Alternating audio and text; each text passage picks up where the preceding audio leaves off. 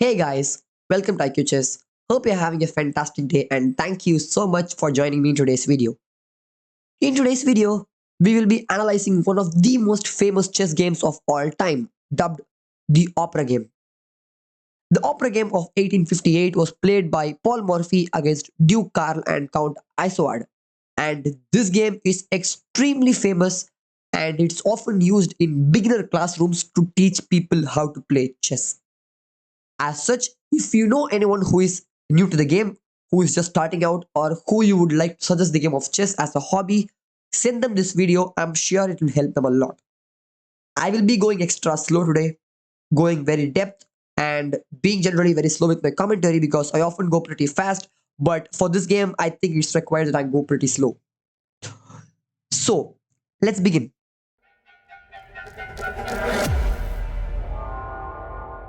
Paul Morphy is playing with the white pieces, and with the black pieces, we have Duke Karl and Count Isouard. Morphy begins the game with the move of e4, the king's pawn.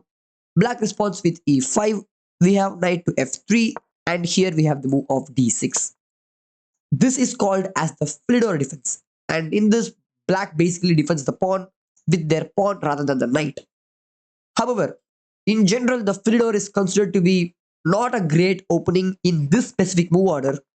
If you want to play a Philidor defense, you would begin with the move of d6, and after the move of d4, knight f6, knight to c3, and then play the move of e5. And with this move order, you have more flexibility and a better position in general. However, this is the 1800s we're talking about. This is 1858. Chess theory is virtually non-existent. People don't know what they are doing. They just play by calculation and by intuition. So we have the move of e5, knight f3, and d6. Here, Morphy plays the move of d4, striking back in the center immediately because there is no knight on c6. Now, we reach a crucial moment. What does black do? If black defends the pawn now, well, then you just take the pawn, and after knight takes, and pawn takes, white will take your queen, and you can't castle anymore. And that's a huge problem. In chess, the two most important things are king safety and piece activity. And now the black king is black king is anything but safe. It's the center of the board, it can't castle, and white is very, very happy with this position. So for that reason, playing knight to c6 is not possible. On the other hand, if you end up taking this pawn, well, then you lost the control of the center. That was the whole point of playing the move of e5 in the first place. And black can take with the knight or even the queen, as a matter of fact, because after knight to c6, white simply plays the move of knight to b5, and there's nothing for black here. This position is perfectly reasonable, and white is very, very comfortable in the position. However, here black plays the move of bishop to g4, and the point of this move basically is that once white takes, which Morphy does, you do not take back the pawn immediately. Rather, you play an interposing move, an in-between move called as a Zwischenzug, by taking this knight. And now white has a choice. White can either take the bishop with the pawn and get the most ridiculous pawn structure in the world, or they can take the queen, and now black takes back and we reach this position. And from this point onwards, Paul Morphy shows an absolutely incredible play, and every move comes with a lot of forethought and meaning, which is precisely why this game is used in classrooms. Here, Morphy plays the move of bishop to c4, a very intuitive move. The point is, you are threatening checkmate on the f7 square. In general, the pawns in f7 and f2 are extremely weak because only the king defends the pawn. As such, attacking this pawn is often useful. Here, black plays the move of knight to f6, interposing this. Now, Morphy slides the queen to b3, re-enabling this threat, and then also attacking this pawn on b7. And this is a huge problem actually. The whole move of bishop to g4, this whole idea is often considered as bad nowadays according to the engine because of this specific move order where you get a very weak pawn on b7. So what does black do? Well, black plays the best move, which is queen to e7. They defend the pawn and they abandon this pawn. However, if you do capture this pawn right away, Well then, black plays bishop to b4 check. And this is a fork.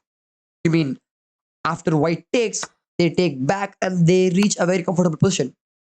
Even though black is worse, this is like +1 for white.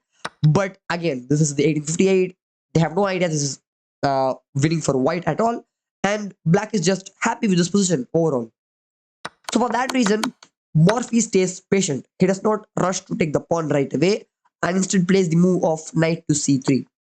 Development is crucial and Morphy does it the right way. And here we have another interesting move. If I ask you with the black pieces, how do you defend the pawn on b7? What would your answer be? Some of you might say, just push the pawn. Well, then that creates more weaknesses in the center of the board. The light squares are extremely weak now. Or some of you might say, just play queen to b4. I mean, just trade the queens. Yeah, however, this pawn is dead. The move here is actually c6. It's very tricky to spot for beginners. You basically move this pawn and now the queen patrols the whole 7th rank. It defends the pawn on b7. It defends the pawn on f7 and basically guards the king.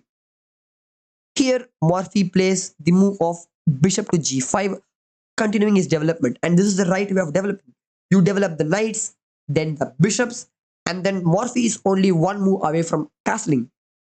And now, even though black is having a decent position, to be honest, all the pieces are equal. We have a knight for a knight, we have a bishop for a bishop, and then, sorry, knight for a bishop, the only imbalance, and then the queens and the rooks. However, this position is lot better for the white pieces because of the coordination of the pieces. Look at this. Every piece of white is playing actively. The bishop and the queen battery is creating threats all over the place. The queen is doing a fork. We have a pin on the knight to the queen. This knight is defending the pawn and can jump into the attack at any point. White can castle on either sides and bring the rooks to the center of the board. On the contrast, black is having a terrible position. These two pieces are locked here. The queen is blocking the bishop's access. This rook is just standing there doing nothing, and this knight is just also standing there doing nothing. It can't move because the queen would be lost.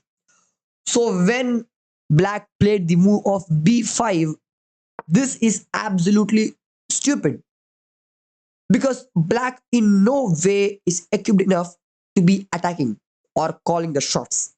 Black should instead just wait patiently, play knight to a6, give up this knight and get this stupid looking pawn structure and try to play on from here. However, this move opens up a whole new frontier of attack for the white pieces and Morphy does it pictured perfectly with the move of knight takes on b5, a stunning knight sacrifice. What's the point if you ask? Well, after you take, white takes the pawn with the bishop and it's a check. The only sensible move is knight bd7, but here we have a lot of pins. This knight is pinned to the king. This is called as an absolute pin. And this knight on the f6 square is pinned to the queen. This is a relative pin. A relative pin is a pin where the piece that is being pinned is of less value. However, it still can move, but you lose your queen. An absolute pin is a pin where the king is involved basically. This knight cannot be moved even if it wants to move. Now, with any piece that is being pinned, you can add more attackers to it to make it a lot more effective. And Morphy does the same with long castle, putting pressure on the pinned piece. This knight is now being attacked from two frontiers and this knight is being pinned as well. So black is basically forced to play the move of rook to d8, defending the knight. And just look at this. This is just insane. All these pieces are just locked defending each other and it's extremely hard to play with the black pieces. So here, what does Morphy do? Morphy once again plays a great move and that is rook takes on d7. This is called as an exchange sacrifice. That's when you give up a rook for a knight or a bishop in exchange. Here, taking with the queen is obviously not possible because you just lose the queen. Knight can't take due to the pin, so it obviously leaves the only choice, which is rook takes on d7. Then what's the idea? It's not taking back. A lot of you would just immediately go, rook. No, this just basically kills all the play for white. Rather, you bring your other rook now as a replacement, and now this rook is being pinned twice as well. Now, at this point, black is basically dead and they know it as well. And they just try to scramble and set up some sort of defense by playing the move of queen to e6, simply giving some breathing room for the king. I mean, like this king can now at least move somewhere, this bishop can potentially come out, and this knight can also move now. Seems all fine, right? No, because after bishop takes on d7, black has to recapture either with the queen and lose the queen, or the move that they chose, which was knight takes on d7, and this is checkmate in 2. Pause the video right here and try to see if you can spot checkmate. It is pretty tricky for beginners, but if you do it, it's incredible. If you found the mate, congratulations. If not, well, we're gonna learn anyway. The move here is queen to b8 check, an absolutely incredible queen sacrifice. Just take a moment and appreciate this move on of its beauty. This was just incredible. And while you're doing so, if you're enjoying the video so far, I would recommend subscribing and turning on the notification bell. It might feel pretty insignificant for you, but it helps the channel out massively. I'm having a pretty hard schedule right now, and I'm trying to fit in recording sessions in between. So it's pretty hard for me, and any support is very, very appreciated. So getting back to the game, the point is after knight takes, the rook comes down to the board, and the bishop and the rook team up and deliver a devastating checkmate. The bishop covers the e7 square and the rook patrols the back rank and the d file. And in honor of this game and Paul Morphy, this mating pattern with the rook and the bishop is called as an opera mate. This mate with the rook being defended by the bishop and covering a square is dubbed the opera mate or the Morphy's mate. And this game is forever ingrained in chess history. Every player at some point will learn about this game.